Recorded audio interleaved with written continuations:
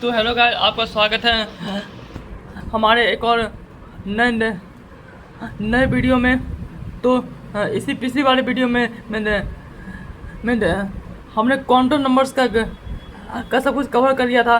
Principal quantum number, elementary quantum numbers, magnetic quantum number सब cover कर लिया था। तो आज की वीडियो में हम पढ़ने वाले हैं आज स्पिन क्वांटम नंबर। इलेक्ट्रॉन का इसमें स्पिन बताया जाता है, यानी प्लस हाफ माइनस हाफ। ये प्लस हाफ माइनस हाफ क्या है वो हम जानेंगे थोड़ी देर में।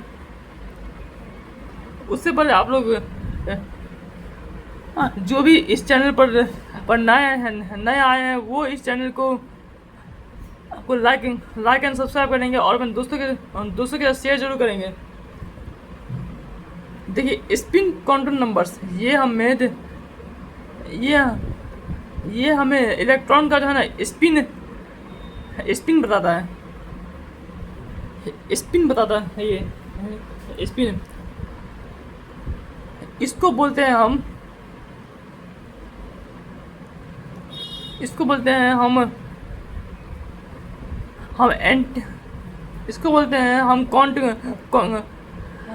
Counter clockwise. इलेक्ट्रॉन अगर ऐसा स्पिन कर रहा है, इसको बोलते हैं क्लॉकवाइज, काउंटर क्लॉकवाइज। इसको स्पिन क्वांटम नंबर को डिनोट करते हैं हम लोग एस से, यानी अब एस बराबर होगा प्लस हाफ या माइनस हाफ।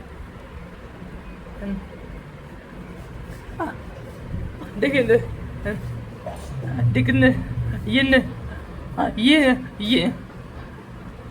ये यहाँ वो जो प्लस हाफ माइनस हाफ कोई यहाँ फिक्स रूल नहीं है। आप यहाँ आप किसी के लिए भी आप कुछ ले सकते हो।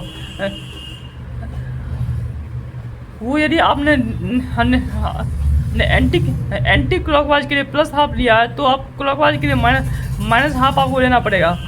यदि आपने एंटी क्लॉकवाइज के लिए माइनस हाफ लिया तो आपको खुद इसके लिए प्लस हाफ आपको लेना पड़ेगा। यानी इसका कोई आपको फिक्स रूल नहीं है। फिक्स रूल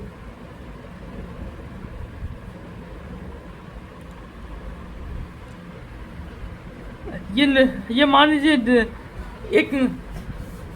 एक आपका ऑर्बिटल्स है।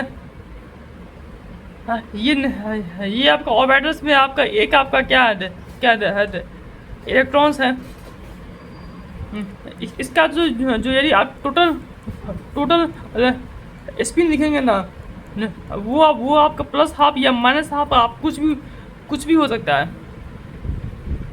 यानी ये आप कोई फिक्स रूल नहीं है। 1s1 है, ये मान लीजिए। यदि मान लीजिए यही अगर ये रहता तो यानी 1s2 रहता तो 1s2 रहता। यदि इसको आप यदि माइनस हाफ दिए हैं तो इसको आपको प्लस हाफ आपको लेना पड़ेगा।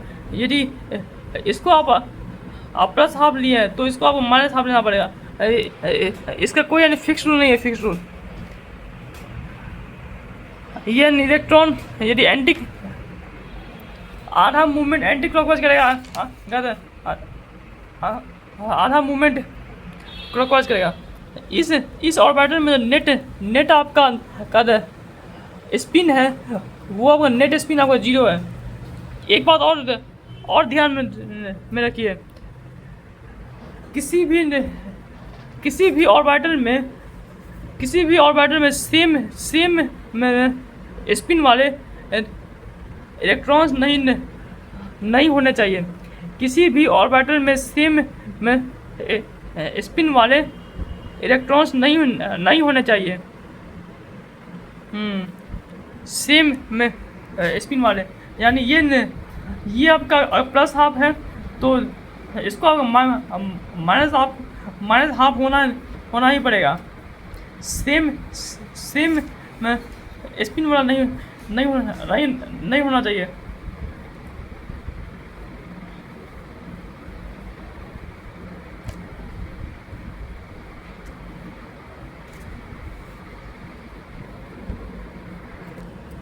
तो देखिए, एक आपका ये तीनों मान लीजिए, ये तीनों आपका क्या है, आपका ऑपरेटर्स है।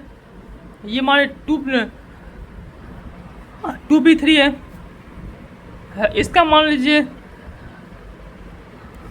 स्पिन मान लीजिए प्लस हाफ लिए हैं, तो इसका भी स्पिन हो जाएगा प्लस हाफ, इसका भी हो जाएगा प्लस हाफ। तो आपका नेट स्पिन क्या होगा? नेट स्पिन आपका +3/2 होगा। यदि आप लोग का मन करता है नहीं, हम इसको माइनस लेंगे, तो लीजिए, माइनस लीजिए, कोई बात नहीं, माइनस लीजिए। यानी आप लोग आप देख रहे होंगे, ये अनपेयर्ड इलेक्ट्रॉन्स रहेंगे, तो उनका टोटल स्पिन उनका जीरो नहीं होगा। यदि आप पेयर्ड इलेक्ट्रॉन्स होंगे, तो उनका टोटल स्पिन जीरो होगा। इसे total spin for unpaired electrons, ये आपको not equal to zero. Total spin for paired electrons, ये आपका जीरो होगा। आप खुद ही देख सकते हैं आप अपने सामने। तो इस चीज़ को हम बोलते हैं डाई मैग्नेटिक। इस चीज़ को हम बोलते हैं पारामैग्नेटिक। अब डाई मैग्नेटिक पारामैग्नेटिक क्या होता है, वो आप लोग पढ़ेंगे मॉडर्न फिजिक्स में आप लोग पढ़ेंगे। तो हम लोग कुछ और जानते हैं स्पिन क्वांटम नंबर्स पे और कुछ और जानते हैं। ये जो है ना स्पिन जो है ना, ये हमें इलेक्ट्रॉन्स का ये मैग्नेटिक बिहेवियर बताता है। ये स्पिन हमें इलेक्ट्रॉन्स का मैग्नेटिक बिहेवियर बताता है, जिसको हम लोग डिटरमाइन कर सकते हैं, determine by spin only rule. अब ये स्पिन ओनली रूल आपको क्या बताता है? देखिए, म्यू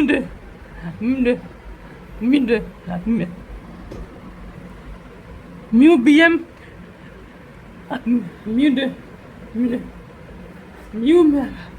म्यू BM बराबर n इंटू n+2।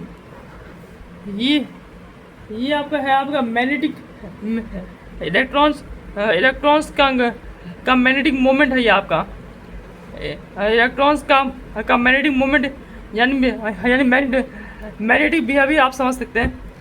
इसका जो यूनिट होता है ना, इसका यूनिट होता है ना, इसका बोर मैग्नेटॉन। क्या होता है? Bore magneton. इसके बारे में आप डिटेल से आप पढ़ेंगे, ये कहाँ मॉडर्न फिजिक्स में। तो यहाँ पर आपका n है आपका नंबर ऑफ अनपेयर्ड इलेक्ट्रॉन्स। आप लोग सोच रहे होंगे कि पेयर्ड इलेक्ट्रॉन्स क्यों नहीं, क्योंकि पेयर्ड इलेक्ट्रॉन्स में तो मैग्नेटिक मोमेंट जीरो हो जाएगा ना, इसे पेयर्ड नहीं, अनपेयर्ड।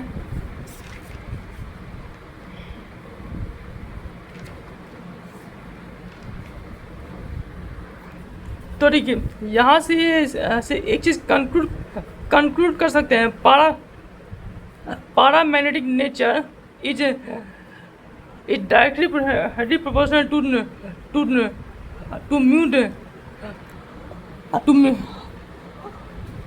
Mu BM। समझ गए। यदि यदि यदि अब म्यू बी एम अगर 0 होगा तो फिर वो होगा तो वो होगा डायमैग्नेटिक। यदि आपका डायमैग्नेटिक एरिया का म्यू बी एम अगर 0 नहीं होगा तो वो होगा पैरामैग्नेटिक। समझ गए। तो अब मिलते हैं हम अगले वीडियो में। तब तक के लिए बाय बाय।